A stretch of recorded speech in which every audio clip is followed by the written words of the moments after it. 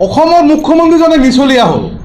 মিছলীয়া আমি কাকো কোৱা নাই, কিন্তু বাঙালী ৰাইজে প্ৰমাণ কৰি দেখুৱাই দিছে যে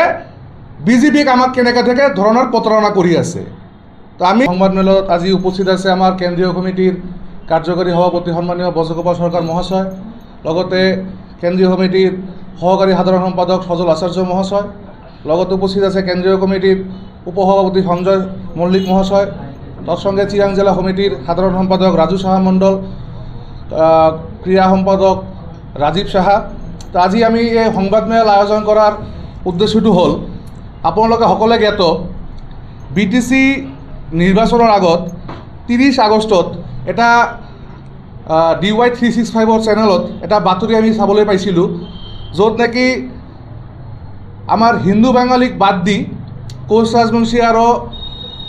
আমাৰ গোৰ্খা ভাইসকলক বিনা শৰ্তত নাগৰিকত্ব দিব আৰু বিদেশী ন্যায়াধিকৰণৰ যিবিলাক গোচৰ আছে এইবিলাক প্ৰত্যাহাৰ কৰা হ'ব বুলি এটা বাতৰি ওলাইছিলে। সেই বাতৰিৰ ওপৰত ভিত্তি কৰি আমি সৌদ BTC বাঙালী যুৱ ছাত্ৰ ফেডাৰেশ্যনৰ BTCৰ বিভিন্ন জিলাত বিভিন্ন অঞ্চলত তীব্ৰভাৱে এটা আন্দোলন সৃষ্টি কৰিছিলোঁ। যিটো আন্দোলন চাই আমাৰ অসম চৰকাৰৰ সন্মানীয় কেবিনেট মন্ত্ৰী পীযুষ হাজৰিকা মহাশয়ে আমাক আহ্বান জনালে তেখেতৰ লগত চৰকাৰী বাসভৱনত বহাৰ কাৰণে এই মানে বিদেশী ন্যায়াধিকৰণৰ গোচৰ সম্পৰ্কত আলোচনা কৰিব বুলি। 8 ছেপ্টেম্বৰ তাৰিখত আমি BTC বাঙালী ফেডাৰেশ্যনৰ এখন প্ৰতিনিধি দল পীযুষ হাজৰিকা মহাশয়ৰ লগত আমি লগ কৰিলোঁ। এই বিদেশী ন্যায়াধিকৰণৰ গোচৰবিলাক কেনেকৈ প্ৰত্যাহাৰ কৰা যায় বা আমাক কিয় এনেকুৱা ধৰণৰ প্ৰতাৰণা কৰি আছে এইটো লৈ আলোচনা কৰিলোঁ। আলোচনা যদিও সম্পূৰ্ণ নহ'ল, তাৰপিছত 11 ছেপ্টেম্বৰে অসমৰ মুখ্যমন্ত্ৰী সন্মানীয় হিমন্ত বিশ্ব শৰ্মা মহাশয়ে আমাক তেখেতৰ চৰকাৰী কাৰ্যালয়ত তেখেতে মাতিলে। আমাক মাতাৰ পিছত আমি তাতেও আমাৰ এটা কেন্দ্ৰীয় কমিটিৰ প্ৰতিনিধি গৈ তাত বহিলোঁ। তো বহাৰ পিছত আমাৰ ডিভোটাৰ ডিটেনশ্যন কেম্প বাঙালীসকলৰ যিবোৰ সমস্যা আছে, বৈদেশিক ন্যায়াধিকৰণৰ যিবিলাক গোচৰ চলি আছে, প্ৰকৃত ভাৰতীয় থকা সত্ত্বেও আমাৰ বাঙালীসকলক যে ধৰণৰ অত্যাচাৰ কৰি আছে, এই সকলো বিষয় লৈ আমি মুখ্যমন্ত্ৰী মহাশয়ৰ লগত কথা পাতিলোঁ, য'ত অসমৰ মুখ্যমন্ত্ৰীজনে আমাক আশ্বাস প্ৰদান কৰিছিলে যে বৈদেশিক ন্যায়াধিকৰণৰ যিবিলাক গোচৰ আছে তেখেতে আইনী অধিবক্তাৰ মাধ্যমেদি আমাক এই যিবিলাক গোচৰ এইটো যাতে খাৰিজ কৰা যায় এইটো সহায় সহযোগিতা আগবঢ়াব। কিন্তু পৰিতাপৰ বিষয় এইটোৱে যে অসমৰ মুখ্যমন্ত্ৰীজনে মিছলীয়া হ'ল। মিছলীয়া এইকাৰণে হ'ল, তেখেতে নিজে প্ৰতিশ্ৰুতি দিছিলে যে এই বৈদেশিক ন্যায়াধিকৰণৰ গোচৰবিলাক পৰিত্যাগ কৰাৰ কাৰণে আইনী অধিবক্তা দিব, কিন্তু আমাৰ এটাও আইনী অধিবক্তা আজিলৈকেও অসমৰ মুখ্যমন্ত্ৰী বা পীযুষ হাজৰিকাৰ দায়িত্ব সহকাৰে লোৱাৰ পিছতো আমাক কোনো ধৰণৰ সহায় সহযোগিতা কৰা নাই। তেখেতে মানে আমাক আহ্বান জনাইছিলে যে আপোনালোকে আন্দোলনখিনি স্থগিত কৰক বা বন্ধ কৰক, আপোনালোকে যিটো সমস্যা আছে আমি সমাধান কৰিম। য'ত অসমৰ মুখ্যমন্ত্ৰী নিচিনা মানুহে যদি নিজৰ কথাৰ যদি দাম ৰখা নাই বা মিছলীয়া হৈছে, এইটো আমাৰ কাৰণে বহুত দুখৰ বিষয়, আমি গৰিহণা জনাইছোঁ। তো আমাৰ কথাটো হ'ল যে আমি অসমৰ মুখ্যমন্ত্ৰী আমাৰ হিন্দু বাঙালীৰ কাৰণে কি কৰিছে আজিলৈকে, আমি মুখ্যমন্ত্ৰীৰ পৰা শ্বেতপত্ৰ বিচাৰি আছোঁ আপোনালোকৰ যোগেদি। তাৰ লগতে আমাৰ কিছুমান প্ৰশ্ন আছে, যেই প্ৰশ্নখিনি আপোনালোকৰ যোগেদি আমি মুখ্যমন্ত্ৰীক আজি ইয়াৰ পৰা আমি প্ৰশ্ন কৰিবলৈ বিচাৰি আছোঁ। আৰু এই প্ৰশ্নটো আমাৰ ফেডাৰেশ্যনৰ নহয়, এইটো আমাৰ বাঙালী জনসাধাৰণৰ প্ৰশ্ন, যিটো আমি ফেডাৰেশ্যনৰ মাধ্যমেদি আপোনালোকৰ যোগেদি মুখ্যমন্ত্ৰীক জনাবলৈ বিচাৰি আছোঁ যে আজি ঢলা শদিয়া যিটো উগ্ৰপন্থীয়ে আমাৰ 5জনকৈ হিন্দু বাঙালীক যিটো গুলীয়াই হত্যা কৰিছিল, এই হত্যাকাৰী আজিলৈকে তদন্ত কৰিলে নহয় অসমৰ মুখ্যমন্ত্ৰীয়ে। BTCত আমাৰ সঞ্জীৱ মণ্ডল, প্ৰদীপ শীল আৰু বিভিন্নজনক BTC যিটো হত্যা হৈছিল, এই হত্যা তদন্ত আজিলৈকেও কৰিছিলেনে আমাৰ অসমৰ মুখ্যমন্ত্ৰীজনে? আজি যদি আপুনি চাবলৈ যায়, ব্ৰহ্মপুত্ৰ উপত্যকাত আমাৰ যিটো আঁচনি এখন মুখ্যমন্ত্ৰীয়ে দিছিলে বসুন্ধৰা, এই বসুন্ধৰাৰ মাধ্যমতে কেইজন হিন্দু বাঙালীক মাটিৰ পট্টা দিয়া হ'ল। তাৰপিছত কথাটো হ'ল যে আমাৰ অসমত আমি চাবলৈ পাইছোঁ পুনৰ সংস্থাপনৰ নামত বিভিন্ন উগ্ৰপন্থী সংগঠনক বা উগ্ৰপন্থী কেডাৰক পুনৰ সংস্থাপনৰ হোৱাৰ কাৰণে 5 লাখকৈ আৰ্থিক সাহায্য দিছিলে, চৰকাৰী চাকৰি দিছিলে, কিন্তু আমাৰ প্ৰাক্তন BTF বা প্ৰাক্তন NLFB যেটো ক্যাডাৰবিলাক আছে তেখেতক পুনৰ সংস্থাপনৰ নামতে মুখ্যমন্ত্ৰী কি দিছে আমাৰ প্ৰশ্ন এইটো মুখ্যমন্ত্ৰীৰ ওচৰত আমাৰ প্ৰশ্ন মুখ্যমন্ত্ৰীৰ ওচৰত যে বিভিন্ন সময় কোটি কোটি টাকা বিভিন্ন ধৰ্মীয় অনুষ্ঠানৰ নামত মুখ্যমন্ত্ৰীয়ে দিছে অসমত বা BTCত কিন্তু আমাৰ কেইটা দুৰ্গা মন্দিৰ কালী মন্দিৰ বা আমাৰ কেইটা মঠত ৰামকৃষ্ণ মঠ হোক বা আৰু কিবা হোক কেইটাত মুখ্যমন্ত্ৰীয়ে টাকা দিছে এইটো আমাৰ মুখ্যমন্ত্ৰীৰ ওচৰত প্ৰশ্ন আজি বড়োলেণ্ড আন্দোলনত শ্বহীদ হোৱা বিভিন্ন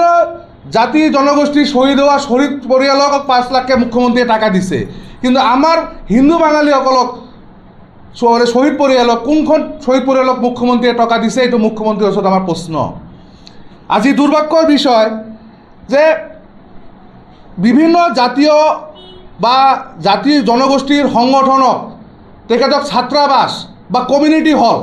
বনোৱাৰ কাৰণে মুখ্যমন্ত্ৰীয়ে টকা দি আছে আমাৰ হিন্দু বাঙালী কোনটো সংগঠনক কমিউনিটি হল বা ছাত্ৰাবাস বনোৱাৰ কাৰণে মুখ্যমন্ত্ৰীয়ে টকা দিছে বা সহায় সহযোগিতা আগবঢ়াইছে এইটো মুখ্যমন্ত্ৰীৰ ওচৰত আমাৰ প্ৰশ্ন আছে আজি সবতকে ডাঙৰ দুৰ্ভাগ্যৰ বিষয় বা এইটো ইতিহাস ৰচিছে আমাৰ অসমৰ মুখ্যমন্ত্ৰীয়ে ইতিহাসটো হ'ল আজি বৰাকটো বাদ দিলোঁ ব্ৰহ্মপুত্ৰ ভেলীত এই BJP চৰকাৰে আমাৰ এখন মন্ত্ৰী দিছে নেকি আপোনালোকে কওকচোন এইটো ডাঙৰকৈ ইতিহাস ৰচিছে আমাৰ অসমৰ মুখ্যমন্ত্ৰী হিমন্ত বিশ্ব শৰ্মা মহাশয়ে আমাৰ এজনো আমাৰ মন্ত্ৰী দিয়া নাই আমাৰ ব্ৰহ্মপুত্ৰ ভেলীত আজি জাতীয়তাবাদ দেখুৱাৰ কাৰণে আমাৰ মুখ্যমন্ত্ৰী আৰু আমাৰ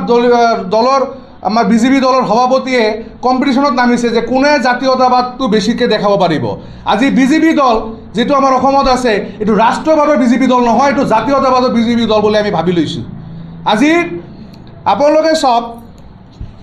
যে এই মুখ্যমন্ত্ৰীজনে বিভিন্ন সময়ত সদায় হিন্দুত্বৰ নাম লৈ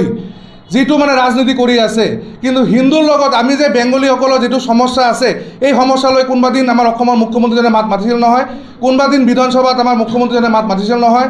তো আমি সৌদ BTC বাঙালী যুৱ ছাত্ৰ ফেডাৰেশ্যনে আজি এই সংবাদমেলৰ মাধ্যমেদি আমি প্ৰতিখন দল অহা বিধানসভাত 26ত আমি প্ৰতিখন দলক আমি এই মজিয়াৰ পৰা আমি আহ্বান জনাবলৈ বিচাৰিছোঁ আমাৰ বিজনী টাংলা আৰু গোৰেশ্বৰ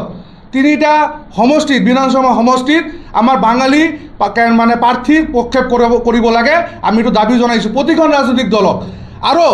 যদি কোনো ৰাজনৈতিক দল যদি আমাৰ এই দাবী নামানে আমাৰ এই তিনিটা সমষ্টিত যদি বাঙালী প্ৰাৰ্থী যদি প্ৰক্ষেপ নকৰে আমি সৌদ BTC বাঙালী যুৱ ছাত্ৰ ফেডাৰেশ্যনে আমি নিজাববীয়াকৈ আমাৰ ফেডাৰেশ্যনৰ পৰা আমি তিনিটা জাগাত আমি তিনিটা কেণ্ডিডেট বাঙালী প্ৰাৰ্থী আমি থিয় কৰাবলৈ বাধ্য হ'ম আৰু আপোনালোকৰ যোগেদি আমি আৰু এটা বস্তু জানাবলৈ বিচাৰি আছোঁ এই বিজনী চহৰত চিৰাং জিলাৰ এই বিজনী চহৰত আমি অহা 14 ডিচেম্বৰ ৰবিবাৰ দিনা আমি আমাৰ প্ৰাক্তন BTC ফেডাৰেশ্যনৰ যিবোৰ নেতৃত্ববিলাক আছিল একদম জন্মলগ্নৰ পৰা তেখেতক আৰু লগতে BTC বিভিন্ন অঞ্চলৰ পৰা আমি বুদ্ধিজীৱীসকলক মাতি লৈ আনি আছোঁ এই বিজনী অঞ্চলত আমি সকলোৰ লগত বহি অহা বিধানসভাত আমি কি কৰিবলৈ পাওঁ আমাৰ জাতীয় সমস্যা আমাৰ মাটি বাৰী শিক্ষা বা আমাৰ জাতীয় যিবোৰ সমস্যা আছে ৰাজনৈতিক ক্ষেত্ৰত আমি কেনেকৈ আমি কাম কৰিবলৈ পাওঁ আমি সেই বুদ্ধিজীৱী আৰু প্ৰাক্তনৰ লগত আমি দিহা পৰামৰ্শ তেখেতৰ পৰা ল'ম আৰু তেখেতৰ লগত মত বিনিময় কৰিম আৰু বিধানসভা নিৰ্বাচনত আমি দেখুৱাই দিম আমাৰ বেংগলীসকলৰ যেটো ভোট আছে এইটো আমি দেখুৱাই দিম আৰু BTC বাঙালী ফেডাৰেশ্যনৰ আন্দোলনৰ পিছত BTC নিৰ্বাচনত BJPয়ে কিমান ভোট পাইছে এইটো বাঙালী ৰাইজে প্ৰমাণ কৰি দেখুৱাই দিছে আমি কাকো কোৱা নাই কিন্তু বাঙালী ৰাইজে প্ৰমাণ কৰি দেখুৱাই দিছে যে BJPক আমাক কেনেকৈ ধৰণৰ প্ৰতাৰণা কৰি আছে তো আমি আপোনালোকৰ মাধ্যমেদি আজি সংবাদমেলখনত এইখিনি প্ৰশ্ন আমি আপোনালোকৰ যোগেদি অসমৰ মুখ্যমন্ত্ৰীক আমি আগবঢ়াইছোঁ অহাৰ আশা ৰাখিছোঁ যে মুখ্যমন্ত্ৰীজনে আমাৰ এই প্ৰশ্নৰ উত্তৰখিনি দিব আৰু আমাক শ্বেতপত্ৰ দিব মুখ্যমন্ত্ৰীজনে ধন্যবাদ